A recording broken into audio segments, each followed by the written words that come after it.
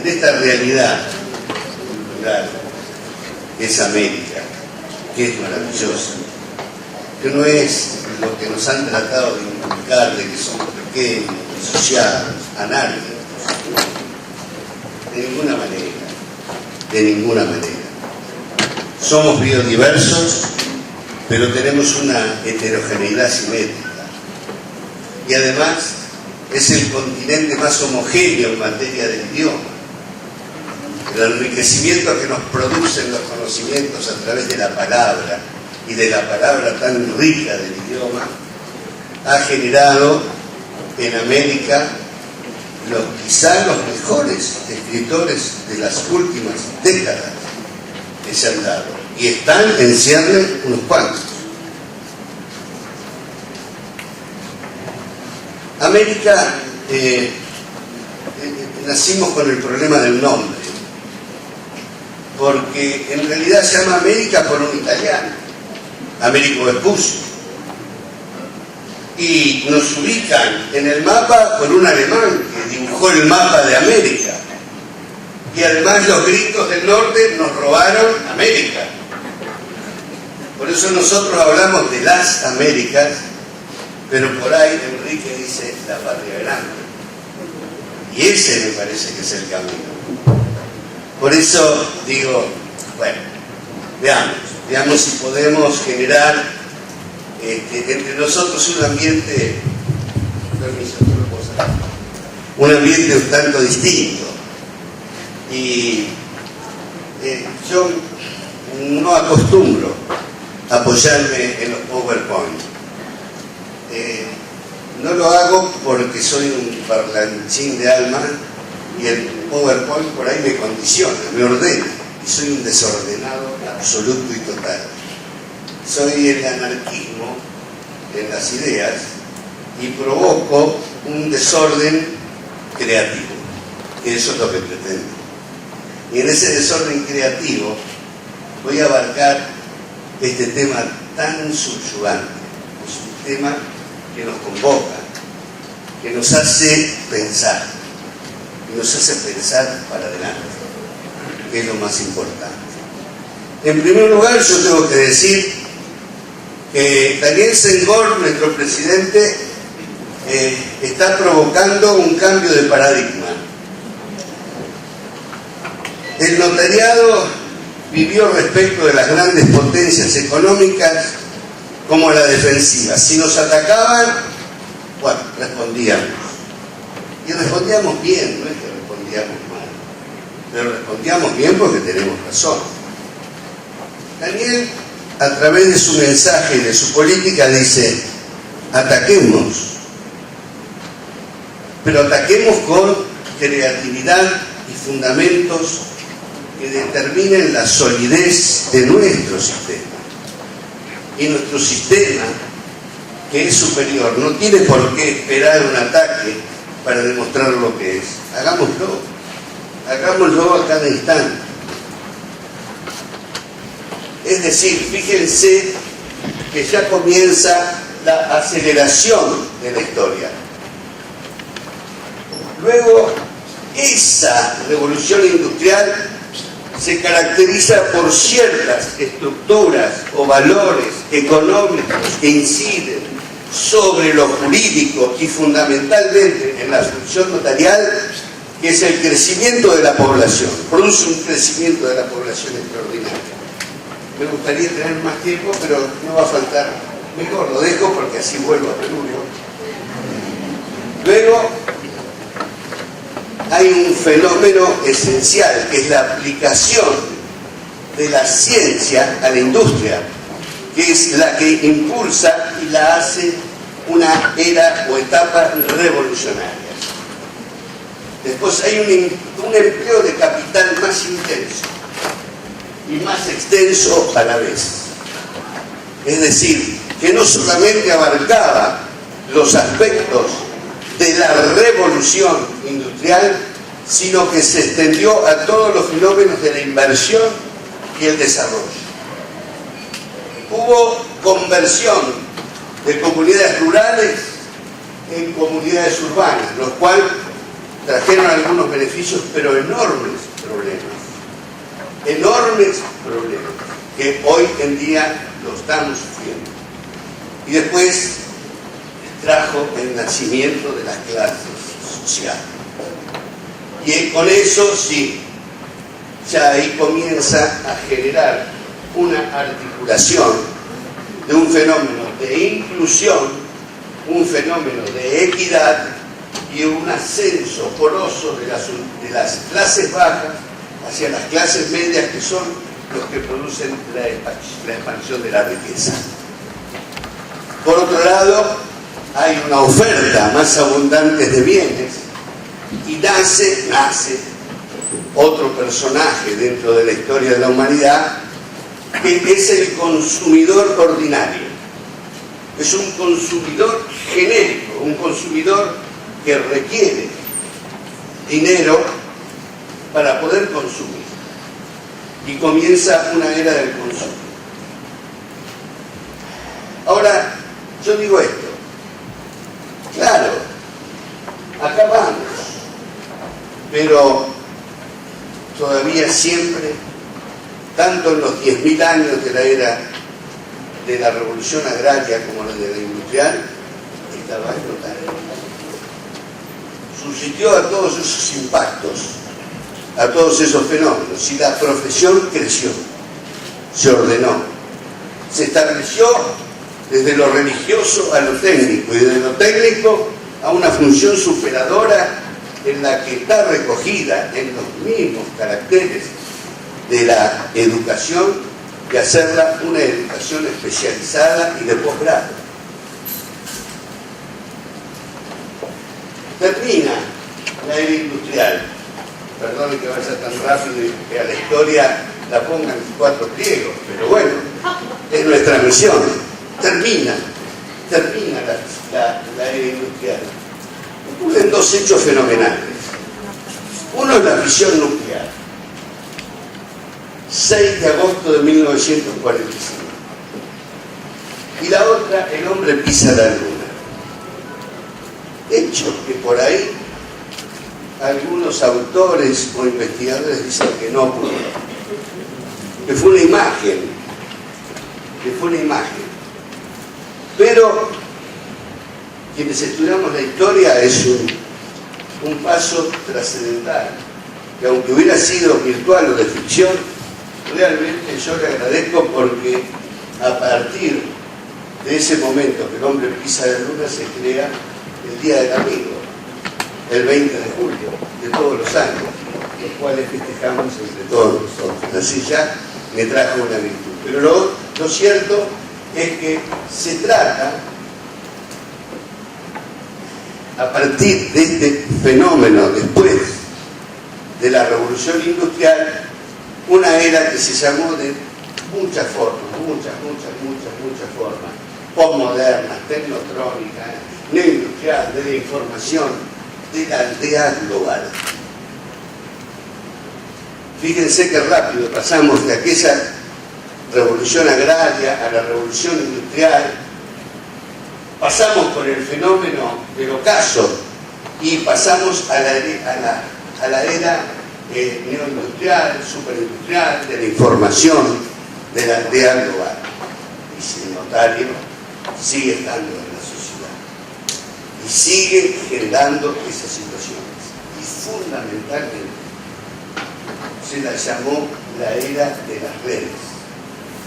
Es decir, de las redes, que va a ser un fenómeno impactante en la vida de los pueblos y del notariado, que ahora vamos a analizar.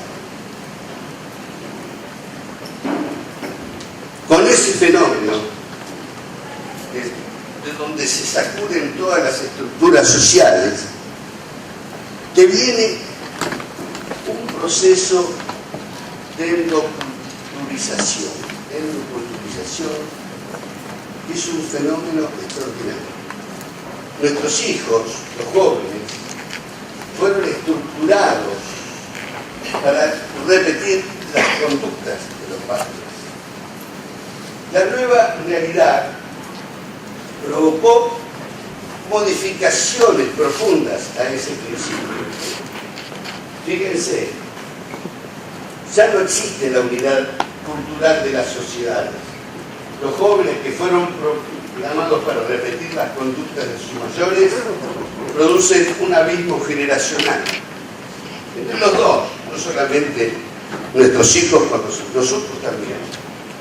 Los mayores no saben lo que saben los jóvenes, ni estos comparten los valores de aquellos, ni los tienen como guía.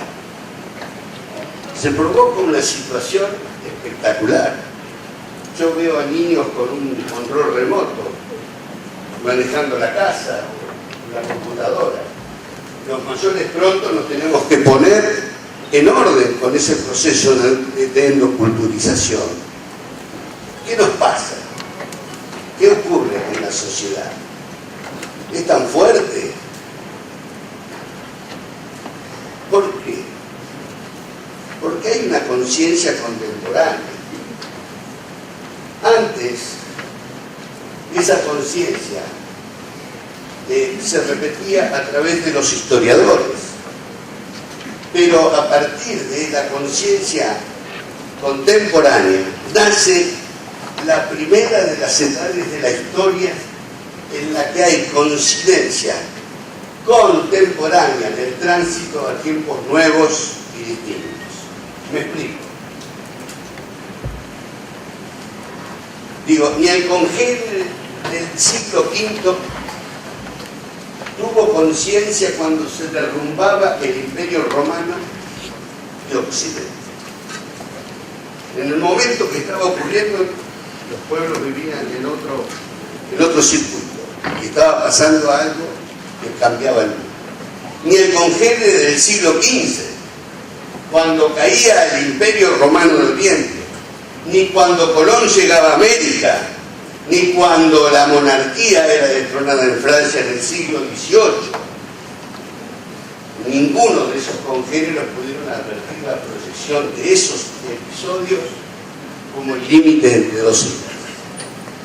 Tomamos conocimiento con posterioridad de esos fenómenos. Y ello es por causa de dos historiadores. Pero lo leíamos en los libros muchísimo tiempo después. Nos enterábamos cuál era la extensión y cómo se limitó y cómo cayó el Imperio Romano. Lo que sí es una etapa de la historia completa, porque lo vimos nacer y lo vimos desaparecer. Y así ocurrió. La información en tiempo real de los sucesos del universo hace que sea posible tener un esquema suficientemente completo de la situación global y apreciar los síntomas de cambio y sus consecuencias. En definitiva, estamos enterados en estos momentos de lo que está ocurriendo en cualquier parte del mundo. Tenga trascendencia o no, pero nosotros tomaremos beneficios de inventario de esos conocimientos. Entonces, perdone que vaya muy rápido, nacen las nuevas herramientas. La primera industria fue la imprenta, con 29 letras organizadas en un abecedario, transformó al mundo, despertó el hombre del medioevo, lo llevó a redescubrir las ideas clásicas europeas y fue la tecnología disruptiva, rompió y que masificó la lectura y la escritura. Tardó la imprenta, que fue el fenómeno universal, 5 siglos en consolidarse. 5 siglos. Es mucho, ¿no? Para aquella sociedad era poco. El impacto fue tan enorme, tan modificatorio de la estructura, que recién en el siglo XX se masifica la lectura y se llegan a producir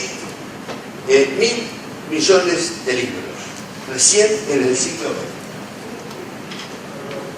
Fíjense que a esa herramienta que fue la imprenta, que fue una explosión extraordinaria, nace la era digital. Es decir, que la revolución agraria digital, ¿en cuánto pasé? En pocos minutos. Le sigo tomando. Y la de Daniel. Bueno, acá se produce un fenómeno. De las 29 letras que contenía la imprenta, ahora tenemos que modificar nuestra mentalidad. Cambia nuestro designio, cambia el paradigma. Es decir, del idioma español al chino, al maya, al bolo. Yo está el presidente acá, lo tengo que rescatar, del aymara, el inglés, el francés, el quechua. ¿Cómo hacemos para entendernos?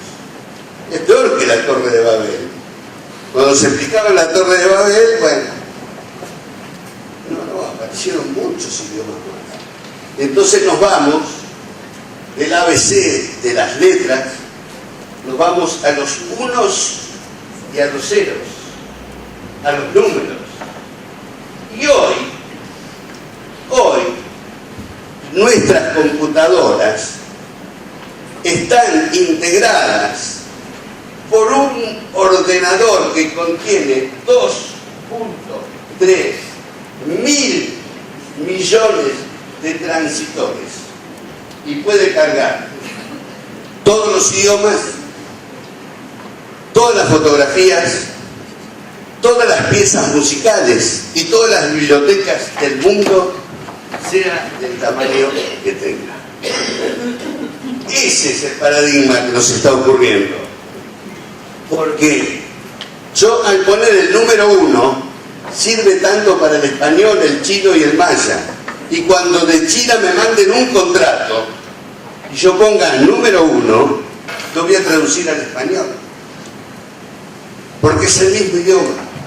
Se terminó el ABC. Empezamos con los unos y los ceros. Entonces, no podemos conocer tantos idiomas. Salvo Daniel Sencor, que habla como 40 idiomas, no sé cómo hace. Entonces, espero que no sea una computadora y que siga siendo mi amigo, ¿no es cierto? En definitiva, los unos y los ceros generan una modificación enorme de la conducta. Y para pasar rápido a nuestros temas, acá se produce con la imprenta, con la era digital, con las nuevas estructuras de los contenidos y capacidades para cargar, descargar y modificar grandes, enormes archivos. Generan un nuevo idioma, una nueva comunicación. Entonces, ¿qué pasa? Nace el contrato. Y hoy un contrato sí tiene una gran diferencia. El contrato es el determinante de la condición para poner en juego el gran fenómeno que nace en un nuevo paradigma, yo digo acelerado y exponencial, porque es así. Recuerden que Internet nace en la vida por un problema de que podía ocurrir un ataque nuclear que podía hacer desaparecer el mundo. E Internet nace como una herramienta para tratar de neutralizar, de disuadir ese fenómeno que hacía peligrar a toda la humanidad. Decía Lincoln, me gusta siempre recordar esto, porque hace a nosotros, Daniel, porque los dogmas del pasado son insuficientes para resolver el tormentoso presente. Son insuficientes. Hoy tenemos que impartir nuevas directivas. Al escuchar el mensaje de nuestro presidente nos incita a tomar posición, nos incita a generar nuestras propias herramientas con las herramientas del presente y hacer que cambie la frontera del mundo.